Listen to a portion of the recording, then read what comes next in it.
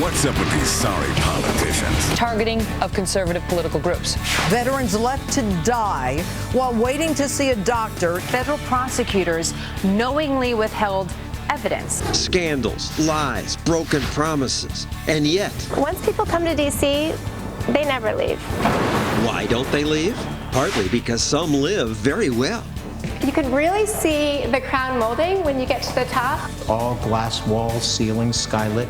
And here they get to exert power over you. They have privileged parking here at the National Airport. That's why I say, clean house.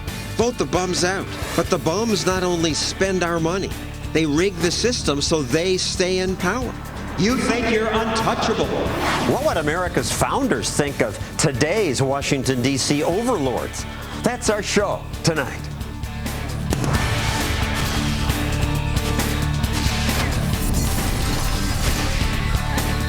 And now, John Stossel. It's election season, and this year I keep hearing that voters are angry. President Obama's approval ratings are way down, and approval of Congress is even lower. It almost makes me feel sorry for our overlords in Congress. They're all going to lose their jobs. Voters will vote in new representatives, except they won't. Voters almost never throw the overlords out. Remember what was called the bloodbath election of '94? Republicans took back the House. Time magazine called it a GOP stampede. The late anchorman Peter Jennings said voters were like 2-year-olds throwing a tantrum.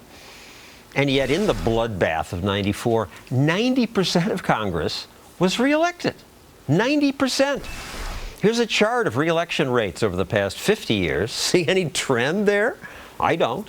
The reelection rate never drops below 85%, and 98% is not unusual.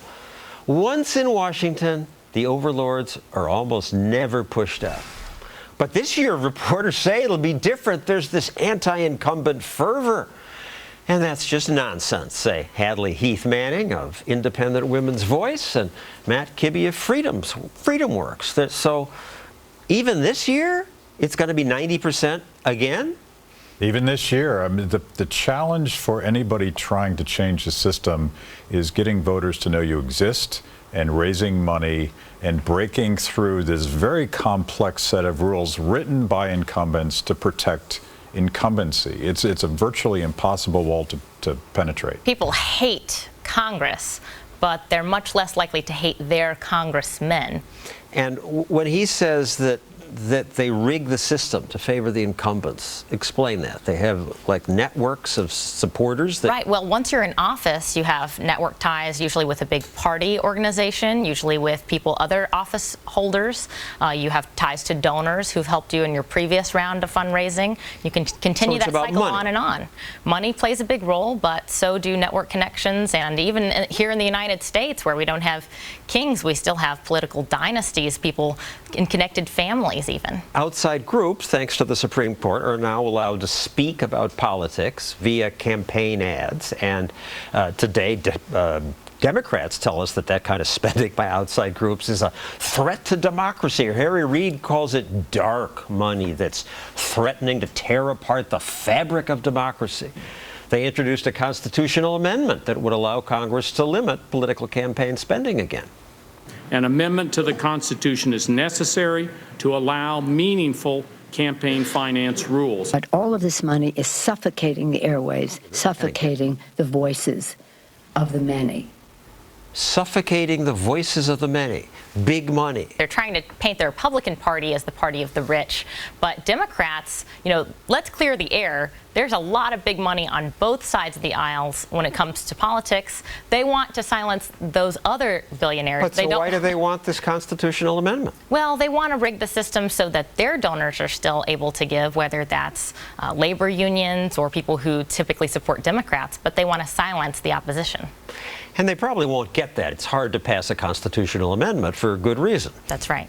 Expensive TV ads do allow unknown people to break through. A state legislator who wants to be U.S. Senator from Iowa got my attention with this ad.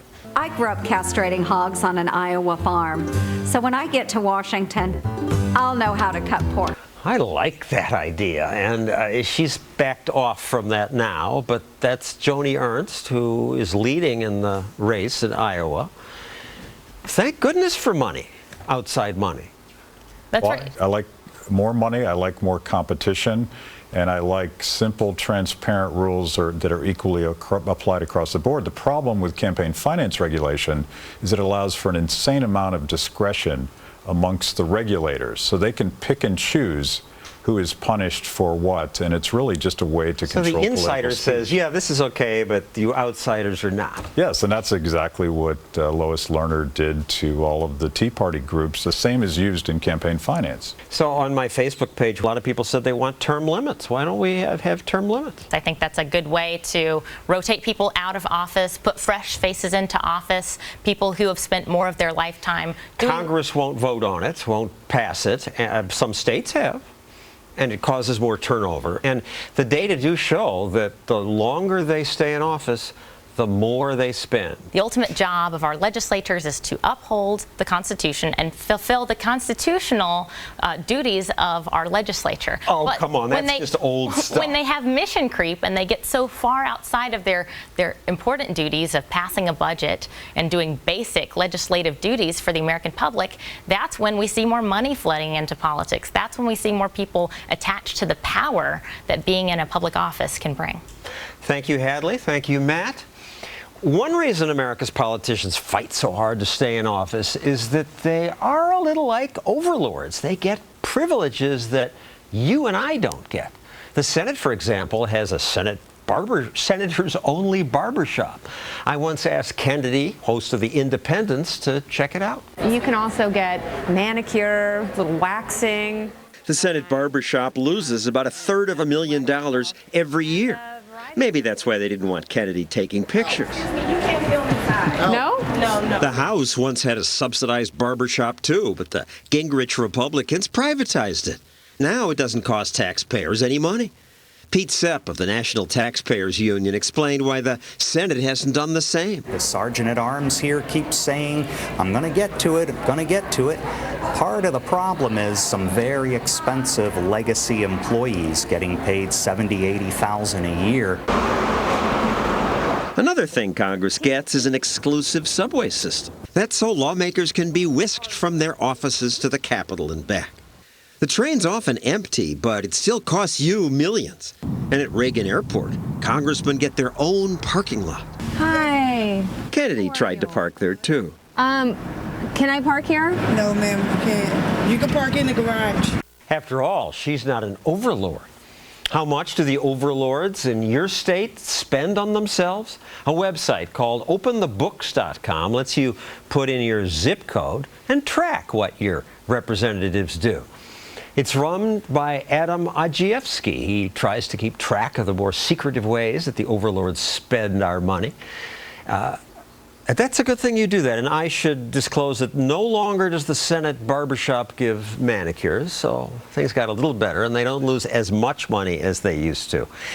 But you find that many of these guys continue to act like overlords. Well, certainly. I think the political class in America has learned how to game the system for personal profit. So how do they do it, John? Well, a couple of different ways. They pad their payrolls and they set up employment farms within government at taxpayer expense. They also pass employment farm. Like on the Phoenix VA. Veterans couldn't get in to see a doctor because there was only 226 of them. But at Phoenix, where the scandal broke this spring and this summer, there was 3,170 employees. These are employment farms we've come to determine in government and not, for instance, on the VA in Phoenix, a medical system. Another way that they do this is through passing bloated patronage contracts to their friends. Examples of egregious spending. The Eisenhower Memorial. I think it's been 15 years. There's 9 staff employees, $65 million. They've been back in Congress asking for another $70 million of appropriation. We don't even have approved plans yet. There's no foundation built. But very few people are screaming about this. The idea that $65 million for nothing over 11 years, oh, it's just we're following the rules. In my home community college, the College of DuPage, the president has a $500,000 compensation package. It's a 2-year school. He built a wine cellar and an upscale French restaurant.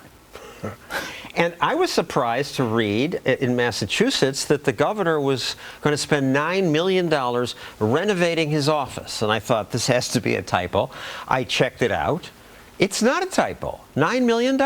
And some of that $9 million is probably warranted. It's an historic property. There's broken windows. Some of the walls are cracked and things like that. We contacted his office and they talked about, oh, this is a historically significant landmark. Okay, it is. The space didn't meet federal accessibility requirements. We installed low-flow plumbing for water conservation, blast-resistant storm windows. You know, maybe some of those things are good, but $9 million on an office? Real people don't do that. Exactly. Look, if the governor of Massachusetts wants to do something good on behalf of the great people in his state, he can start by opening the pensions. We made that request to him. That's the big money, the pensions. Absolutely. For instance, I'm from Illinois, John. And so what we discovered... I'm from Illinois too, but I don't live there anymore. And a lot of people are moving out. And one of the reasons is, recently we discovered that a union lobbyist, a pair of them, had substitute taught for one day in the public schools, and then they stood in line to receive $1 million worth of state teacher pension. People used to say, you go into government, you're paid less, but you get a pension. Well, now they're paid more, and they get twice the pension. In American Enterprise Institute says 23 states pay $750,000 or more in lifetime retirement benefits, and the workers in 8 of 23 states become a pension millionaire. Well, if you're a retired educator in the state of Illinois, we've done the analysis. Every single dollar that you put into the system over your working career, you get all that cost basis money back in your first 20 months of retirement. Let's go back to the ugly scandal at the VA. People weren't treated, some may have died, and yet $5 million in bonuses went to VA executives. Over a 3-year period into that scandal breaking, $5 million of bonuses was paid to the brass. Even in Eric Shinsecki's office of secretary, they got bonuses. The top legal counsel got bonuses. The inspector general themselves got bonuses. I like the way Reason TV's Remy describes what the VA officials did. We're gonna grab a piece of paper, and we'll make a second list. Yeah, wait, what? We'll just say that wait times aren't that long and that no deadlines were missed. 'Cause there ain't no doubt we can't be fired. God bless the government. They can be fired, but it's almost impossible. Well, and this is why we need citizen engagement, because when we showcase the bonuses in Phoenix, the director of that facility, Sharon Hellman, she had received in 2013 the largest bonus out of the 3,000 employees. She got fired? Her bonus was rescinded. Finally, after months of defending. She get fired? I think she's still there, but her bonus was rescinded. Nobody gets fired. Thank you, Adam. To join this argument, you can tweet using that hashtag Overlords or post on my Facebook page. I'd like to know what you think about this.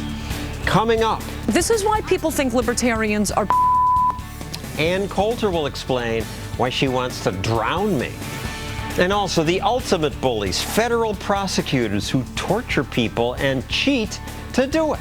Federal prosecutors knowingly withheld evidence. Are they then punished for that? No. They get promoted.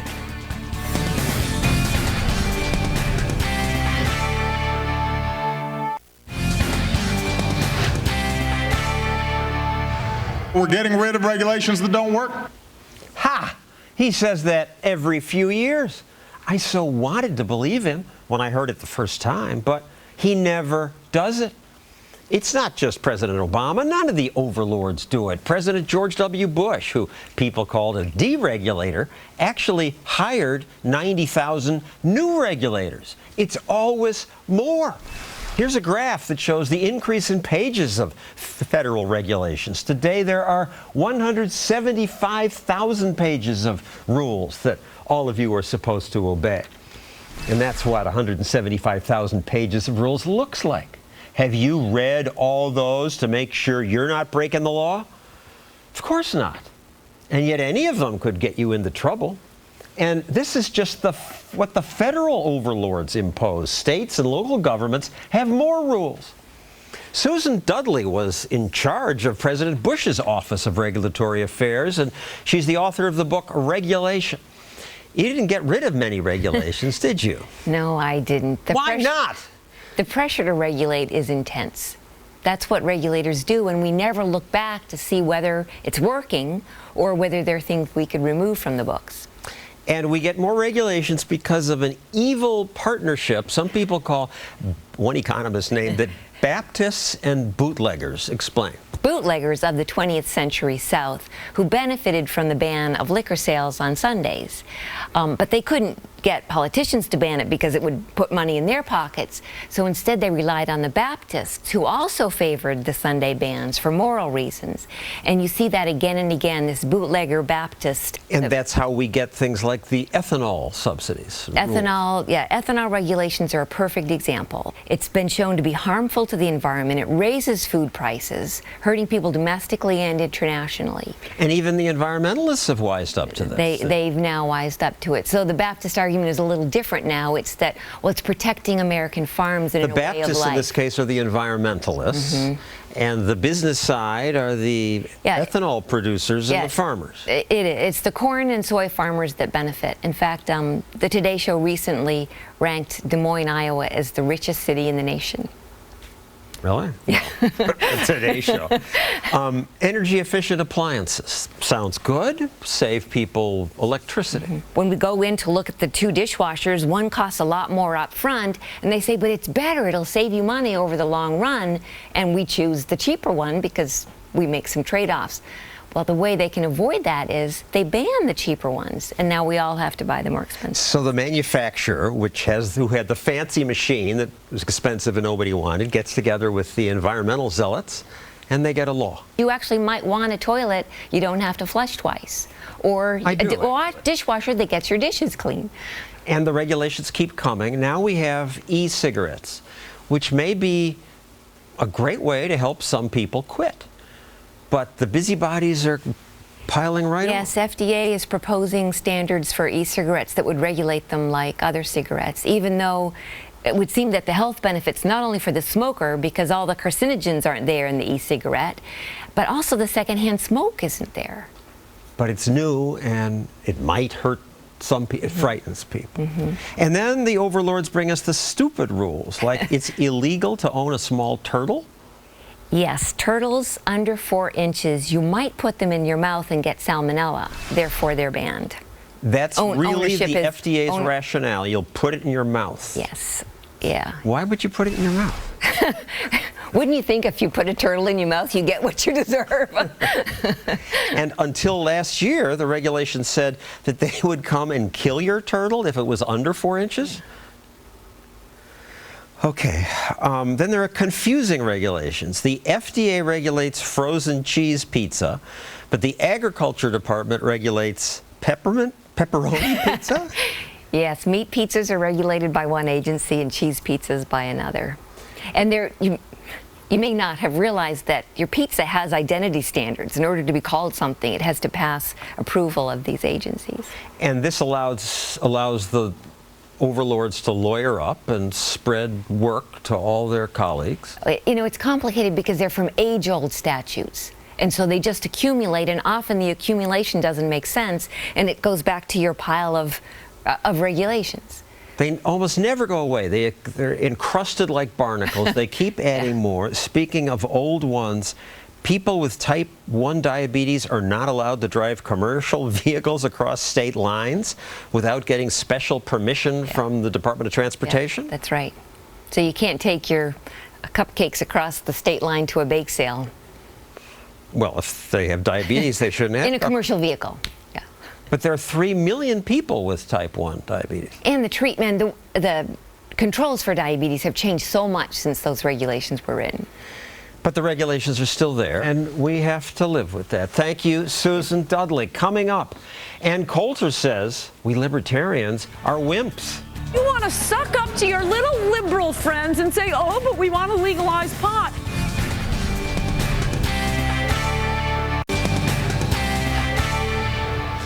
American lawyers like to say our justice system is the fairest in the world.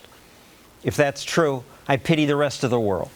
Because in America, a small, powerful group of Washington overlords, federal prosecutors, sometimes break rules to win cases, often wrecking the lives of people who did nothing wrong. You can read about this in this new book by Sidney Powell, License to Lie, Exposing Corruption in the Department of Justice.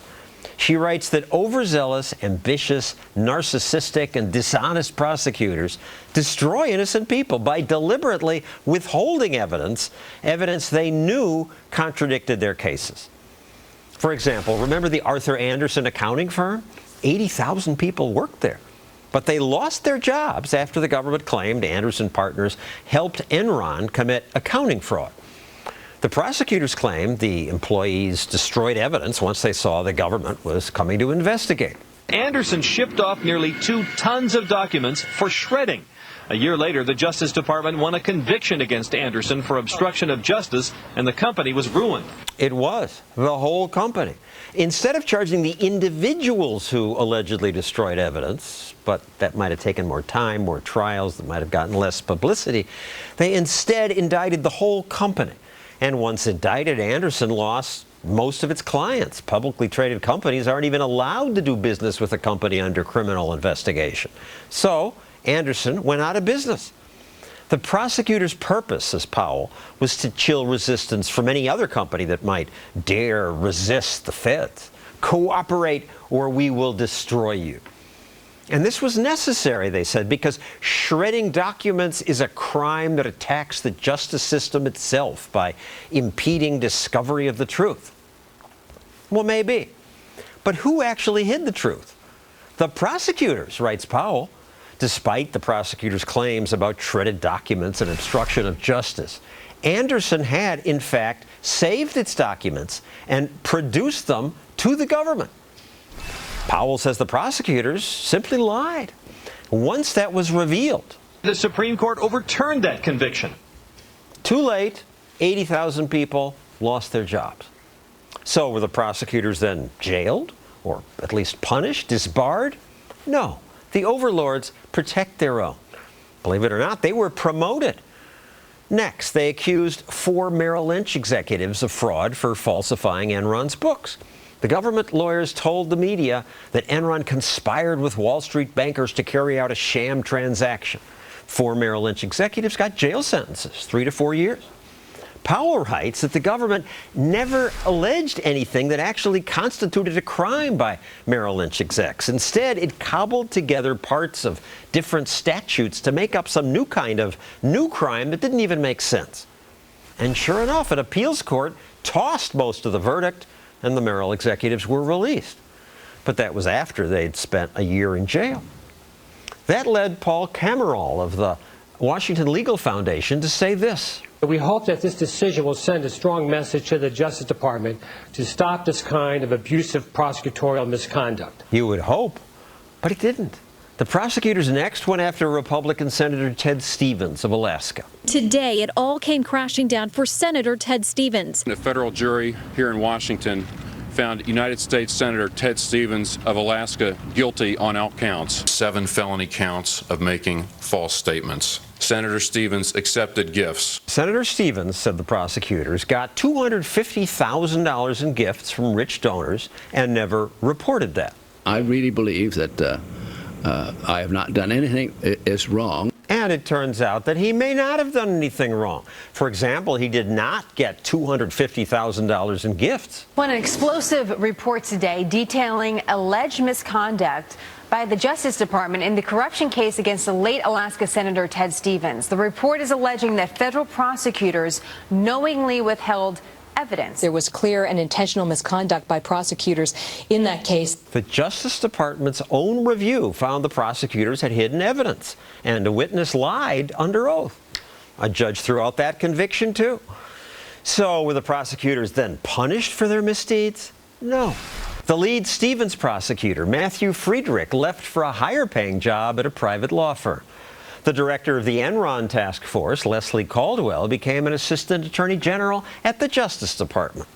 Andrew Weissman, who helped prosecute the Andersen accounting firm and Merrill Lynch employees, was made deputy director of the FBI. And Merrill prosecutor Catherine Rumler was promoted to Deputy Attorney General, then promoted again to White House counsel. And now it's reported that she's President Obama's first choice to replace Eric Holder to become America's next Attorney General. They were rewarded for abusing their power.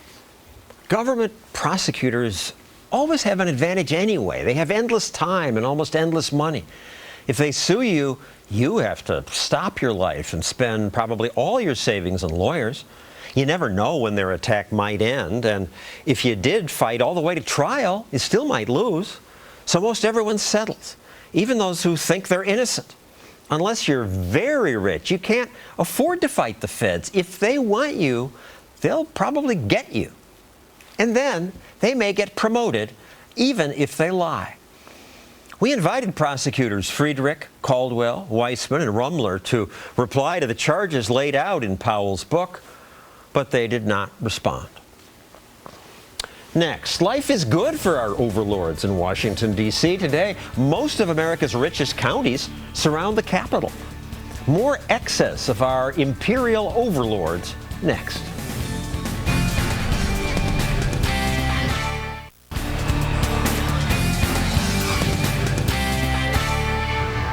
American politicians always say, I'm going to go to Washington and serve my fellow Americans.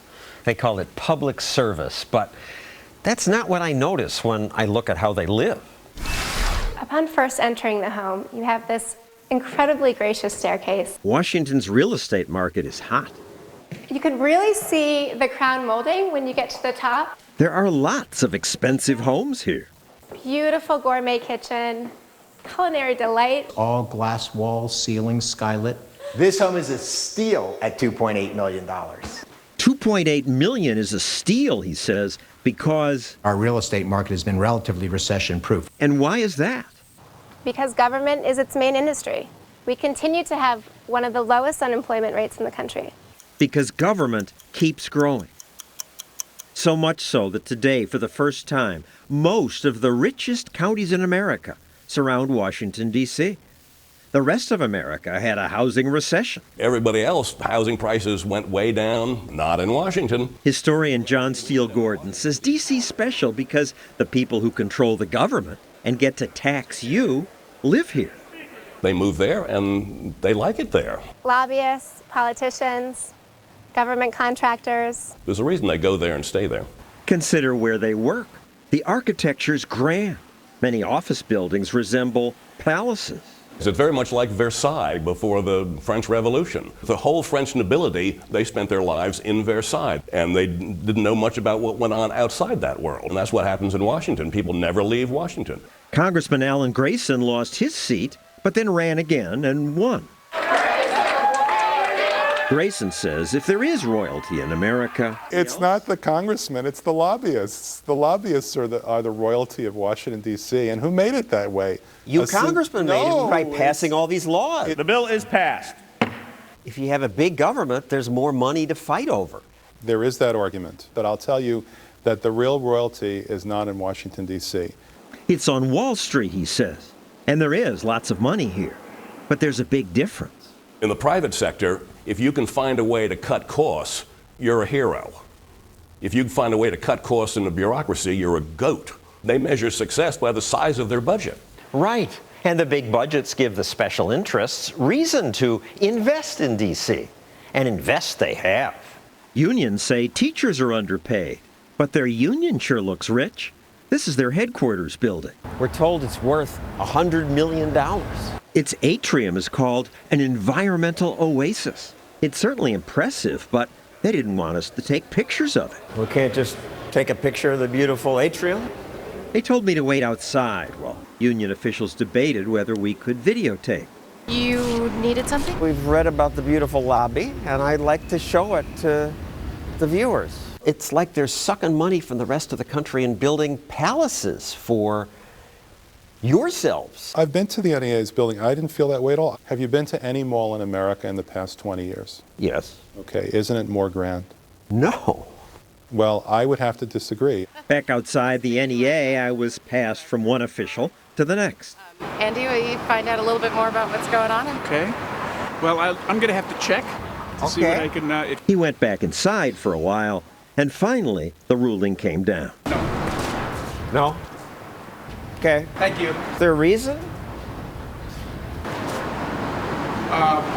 We're not opening the building up to TV. I tried another beautiful building, the headquarters of the AFL-CIO. Wow.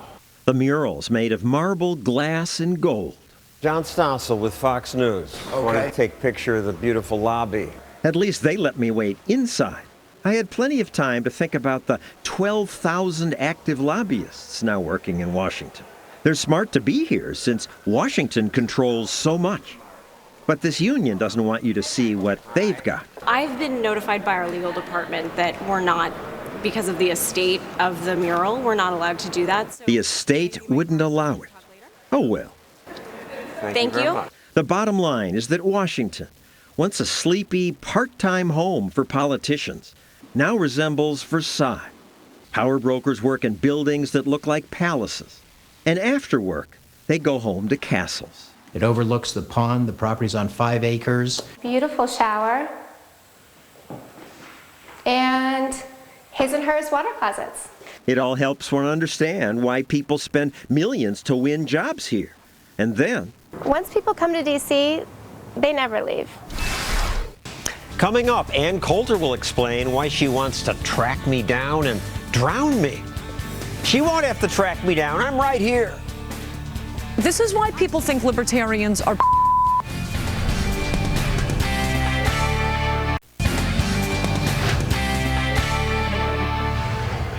Washington insiders like to talk about how competitive our elections are. Campaign commercials are vicious, we have debates, elections are often close, and that's all true. But that doesn't mean that Washington's overlords actually allow open competition. They rarely do. Elections are basically limited to Republican versus Democrat. Outsiders, you're not welcome. So where does that leave people like me? I don't like some of the choices offered me by the two big parties. Democrats want government control of the economy and many other things. Republicans often want government control of our personal lives. I don't want government to regulate every inch of my life, and that's why I'm a libertarian, and I often vote for the libertarian candidate, even though they always lose. So far, could change. And I'll probably vote for the libertarian again this year just to make a statement. And because of that, Ann Coulter wants to drown me? Really? That's what you wrote? You want to drown libertarians? You're voting in New York? Yeah. No, that's okay. I don't think My vote won't Republicans matter. have. I don't know. I mean, I really like the Republican gubernatorial candidate, and I think you should like him. But those are the libertarians I said I wanted to drown. There are a lot of very important elections, and you cannot tell me there is no difference between the parties. A lot of the reason they are so similar, certainly the Republican Party is the more libertarian party. The reason when Republicans are bad, it is often because you have to be bad to get a vote. If you want to make a point, go. I want individual. I'd rather have you go out and create vandalism than cause Republicans to lose the Senate. If Republicans don't take 53 or 54 Senate seats, we're losing 2 in 2 years. Even if we get a Republican president, Obamacare is not going to be repealed. You are not going to have any concept of privatizing Social Security. We lose everything. You don't have a fighting shot. This is such an important election.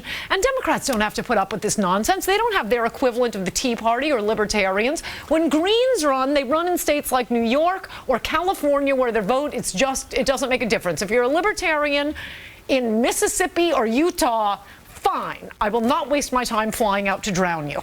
But if you are voting in one of these tightly contested Senate races, Louisiana, Alaska, Georgia, you're going to cost Republicans the Senate, and that's it. Libertarian Party candidates are more competitive this year and may sway some elections. In Virginia, Libertarian Senate candidate Robert Sarvis is polling at about 6%. Georgia candidate Amanda Swafford might get 5%. And in North Carolina, the Libertarian Sean Howe is doing well enough to get the attention of Meet the Press. He's got 7% of the vote, enough to possibly swing the election. It's actually the same story right now in Florida, that gubernatorial race. It's a Libertarian, Adrian Wiley, who's suddenly getting double-digit support in recent polls. So this makes you grit your teeth? Yeah, and you see any red flags with the mainstream media playing up the Libertarian candidates? Meet the Press? They're not going to interview Scott Brown. He's a good candidate. We look for, they don't play us up. Yes, they do, because you're going to ruin Republican elections. That's why the mainstream media loves to play up the Libertarians. So fantastic. This is a total disaster. Those elections you just cited, this is going to cost Republicans the Senate. We will all be living in our Obamacare concentration camps and admiring you for your principle. Yes, that will be such a wonderful Fox's moment. Steve Ducey asked the North Carolina Libertarian Senate candidate about helping Democrats. You've got 7% right now. You could be a spoiler. I'm very happy to give people an alternative to the two corporately controlled candidates that are offered by the Democrats and Republicans in this race. I want to kill him. There is also evidence that Libertarian votes don't just get taken from the Republican. That is absolutely not true. That is absolutely not true.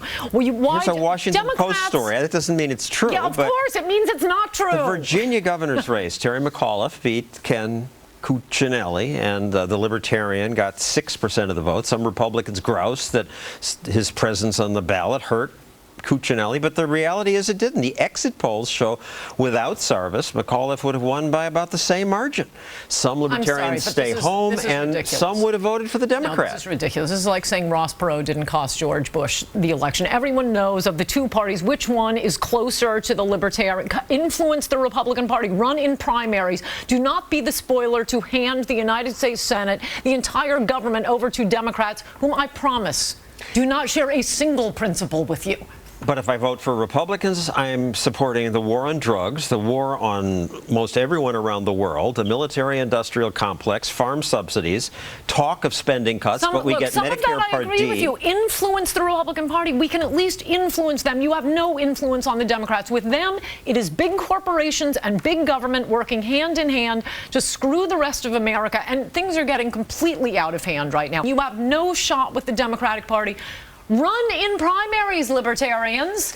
And you left out thousands of new pages of regulation we'll get from the Democrats. Thank you, Ann Coulter.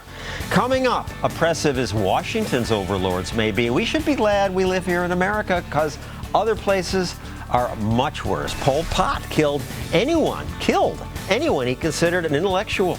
Muammar Gaddafi employed a squad of virgin female bodyguards.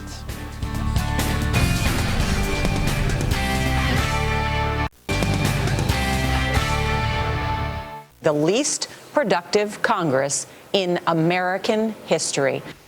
The mainstream media routinely complain about the do-nothing Congress.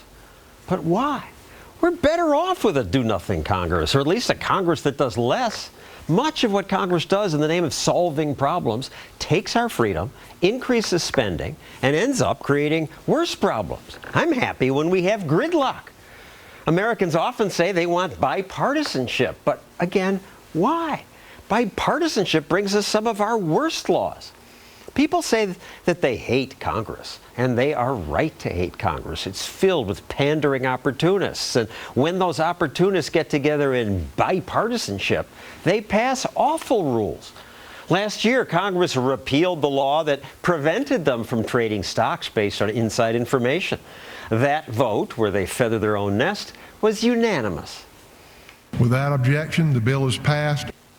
Before they okayed insider trading for themselves, they gave us ethanol mandates, farm subsidies, and the wasteful stimulus package, all thanks to bipartisanship. Female additional screening? And of course, that's also how we got the TSA. The Senate voted 100-0 for that. When overlords are unanimous, we in the public should cringe. Politicians and voters can dream of higher incomes for all, cheap green energy, an end to Ebola. But politicians rarely bring us those things. The private sector might, but only if our government overlords would stay out of the way. When the overlords say, yes, we can, we should say, no, you can't. Not if we means government. Government cannot, and it shouldn't try. In fact, here's a whole book that explains how they can't. They can't. But individuals can, and often do, if we are left free. But our overlords have no intention of leaving us free. Their instinct is always to spend more and impose more rules. And so we get more of that every week. But it could be worse. Be glad you don't live in ancient Rome. Nero held long recitals and forbade anyone to leave during his performance. It said women sometimes gave birth, and men got so bored they pretended to be dead just so they could escape by being carried away for burial. Okay, that was back then, Roman Empire excess. But more recently, North Korean dictator Kim Jong had his staff inspect every grain of rice he might eat to make sure each grain adhered to proper standards of length and color. I guess he's the ultimate bureaucrat. The dictator Pol Pot killed anyone he considered an intellectual. He killed some just because they wore glasses. Muammar Gaddafi employed a squad of female bodyguards, all virgins, allegedly. Today, in Russia, you can be fined if your car's dirty, if you fail to ensure that it is free of dirt and grime. France requires all drivers to carry a breathalyzer with them in their cars. Canada decreed it illegal to use coins to pay for anything that costs more than $25. So even as our Washington overlords strangle entrepreneurship, tax us beyond reason, and keep passing freedom-killing rules, it's still good that we live in America. That's our show. See you next week.